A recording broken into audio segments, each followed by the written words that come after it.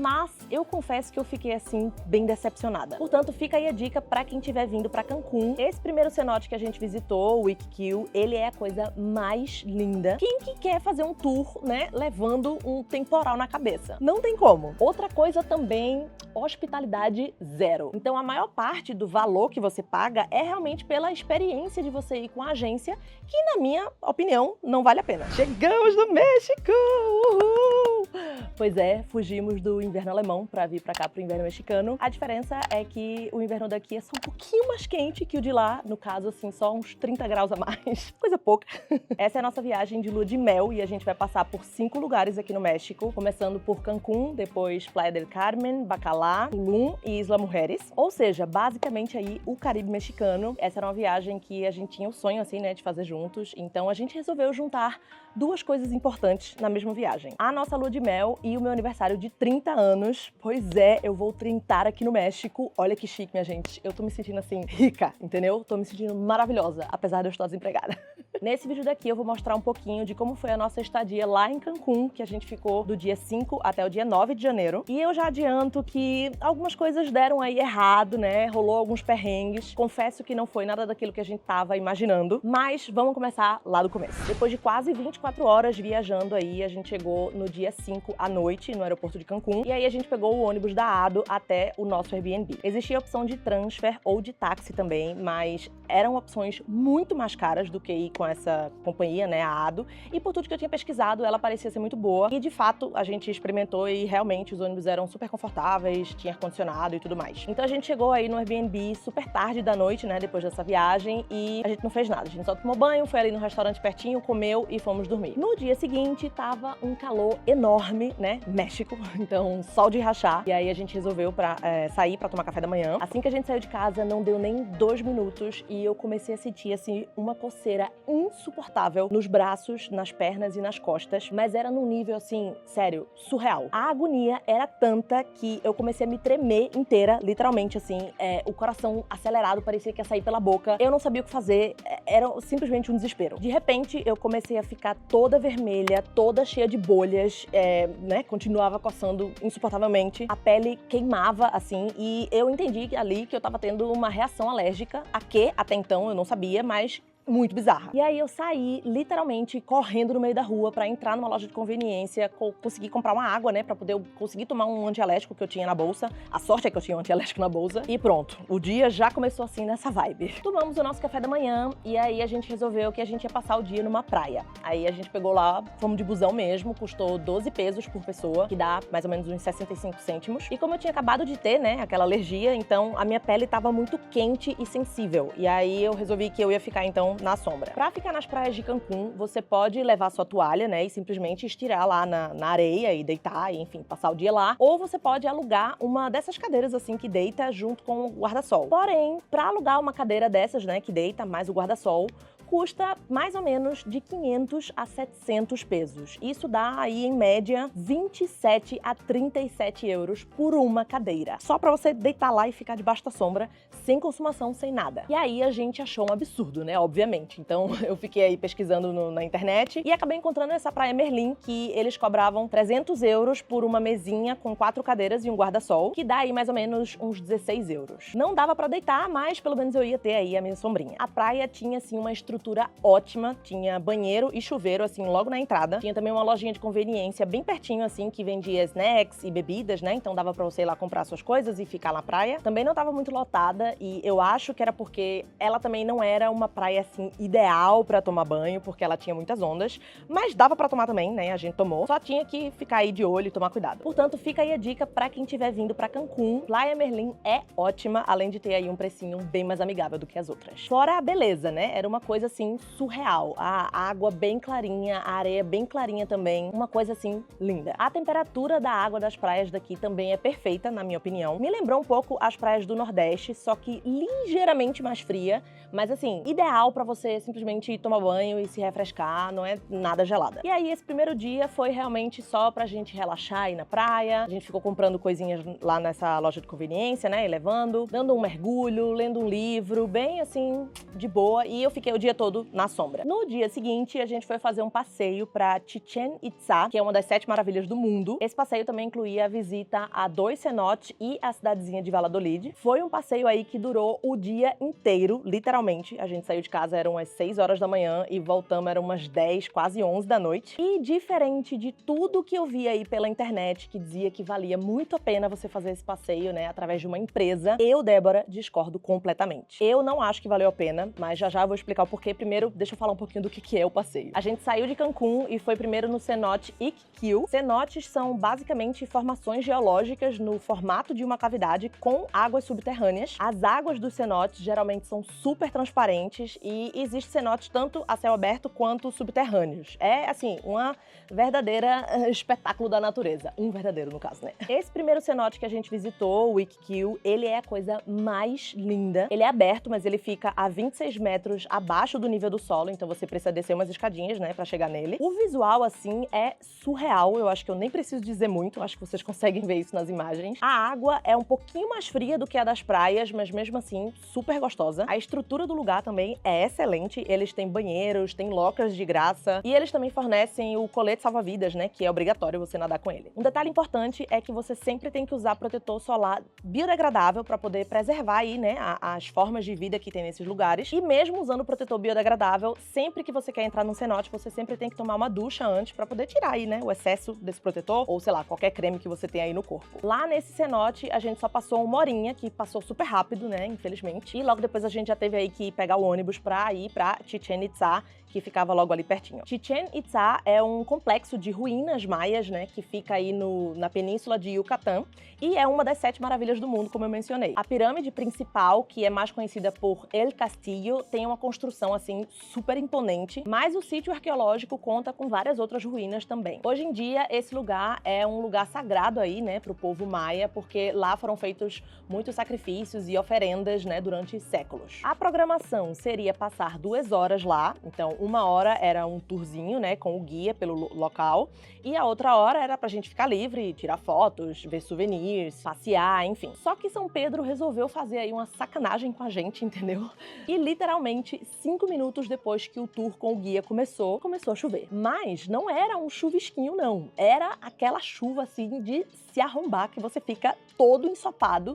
E assim, quem que quer fazer um tour, né, levando um temporal na cabeça? Não tem como. Essa é a nossa situação. Nosso passeio de Chichén Itzá. Foi isso aqui que deu. A gente até tentou, assim, no início, mas teve uma hora que não deu mais e aí a gente simplesmente desistiu e correu pra tentar se abrigar da chuva. Só parou de chover quando faltavam uns 15 minutos pra gente ir embora. Então, infelizmente, a gente não conseguiu aproveitar muito o lugar, nem ouvir muito da história. Pelo menos eu consegui fazer aí uma foto de blogueira na pirâmide e ainda comprei aí esse artesanato belíssimo que simboliza o amor eterno. Oh, que brega, né? Mas é minha lua de mel, minha gente, me deixa. Aliás, falando em artesanato, tinha muita coisa linda lá, muita mesmo.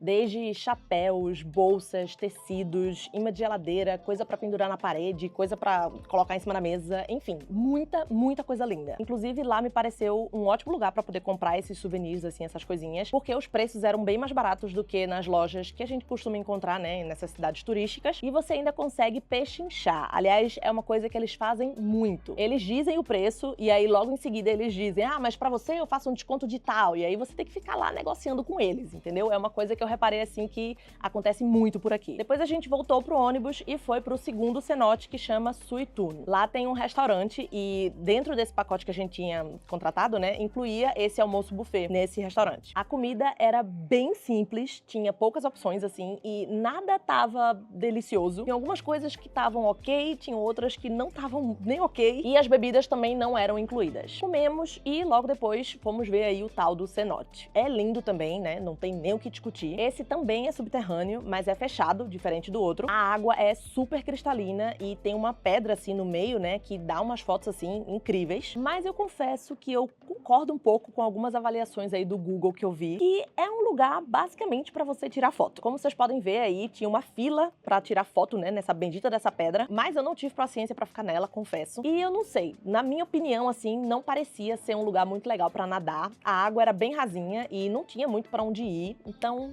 sei lá. Nessa altura do campeonato, a gente já tava ali exausto, né, de bucho cheio já depois do almoço, então a gente ficou ali sentadinho só olhando mesmo. O lugar em volta, assim, era bem bonito, tinha também uma lojinha de souvenirs com muita coisa linda, mas bem cara. E foi isso, lá a gente ficou mais ou menos 1h30 já contando aí com essa parada pra poder almoçar. Por fim, a gente foi dar aí uma passadinha em Valladolid, que é uma cidade super histórica, assim, super rica culturalmente. Mas pena que a gente só ficou lá uns 30 minutinhos, então só deu tempo mesmo da gente, tipo, dar uma voltinha na praça, ver umas lojinhas de artesanato e pronto, acabou. A gente queria muito ter passado mais tempo lá, mas infelizmente não rolou. E aí, logo depois, a gente voltou pra Cancún. Agora, explicando o porquê que eu acho que não vale a pena fazer esse passeio com a agência. O valor desse passeio foi de $108 por pessoa, e esse valor incluía a entrada dos 2 cenotes, o parque, né, arqueológico, o transporte de ida e volta e esse almoço aí, buffet que eu falei. Eu falei que a gente saiu do Airbnb às 6 da manhã e voltou, né, tipo, sei lá, umas 10, quase 11 da noite. E eu não sei se vocês fizeram as contas, mas o tempo total que a gente passou curtindo as atrações foram 1 hora no primeiro cenote, 2 horas em Chichén Itzá, 1h30 no segundo cenote e 30 minutos na cidadezinha de Valladolid. Ou seja, ao todo foram aí 5 horas que a gente esteve ali de fato aproveitando as atrações, e dentro dessas 5 horas a gente ainda teve que parar para almoçar. O resto desse tempo foi tudo dentro do ônibus. São 4 horas de viagem de Cancún até lá, e isso porque o ônibus não vai direto, ele dá uma volta, né, enorme para poder pegar todo mundo nos hotéis, e na volta é a mesma coisa. Então, só de ida e volta são 8 horas que você fica dentro do ônibus, e é um caminho que você consegue fazer em 2h30, né, um trajeto, caso você alugue carro e vá sozinho. Ou seja, acaba ficando aí 5 horas no total, o que significa que você ganha mais 3 horas para você curtir essas atrações. Além disso, sempre tem aquele tempinho, né, que você fica lá esperando no ônibus, que tem que checar pra ver se todo mundo chegou, ou esperar alguém que ainda tá atrasado. Depois também tem aquela coisa que você tem que estar ali preso, né, naquele cronograma que você tem que seguir. Não tem como ficar mais tempo, né, em um lugar, caso você queira, porque senão depois você vai perder um ônibus e aí vai perder o resto do passeio. E por fim,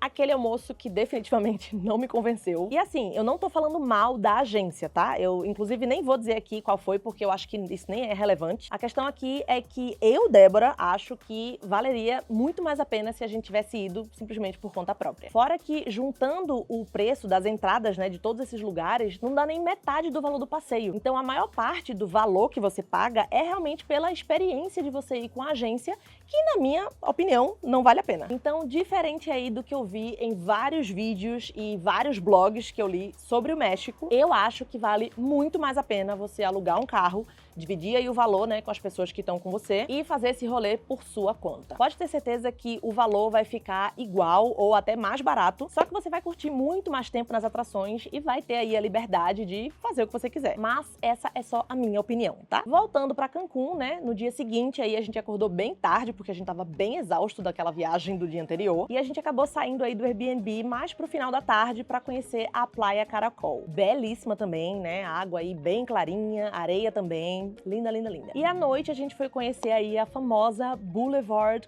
Kukulkan, acho que é assim que fala, que é aí aquela rua, né, famosa pelos bares, restaurantes e baladas, enfim, onde tem aí a famosa Night de Cancún. Eu achei uma vibe, assim, 100% Estados Unidos, inclusive tinha muito turista americano lá, e os preços eram, assim, bem caros, mas a gente acabou achando aí um bar/restaurante que chama Monkey Business, que tinha um ambiente legal, tinha música ao vivo, né, e os preços eram ok em comparação ao resto. Passamos a noite lá, então, bebendo vários drinks, né, comendo nachos com guacamole, e foi isso. No dia seguinte era o nosso check-out, então eu aproveitei aí pra mostrar um pouquinho do Airbnb que a gente ficou. E esse foi o Airbnb que a gente escolheu aqui pra ficar em Cancún.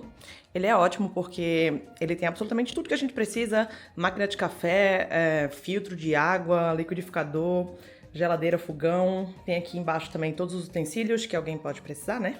Tipo pra cozinhar, comer, enfim, micro-ondas, pia. Depois ali fica o banheiro, já mostro. Aqui também tem um lugarzinho pra você apoiar suas coisas, uma mesinha. A gente tá prestes a sair, então por isso que as nossas coisas estão aqui. Ar-condicionado, importantíssimo, porque aqui faz um calor desgraçado. E a cama.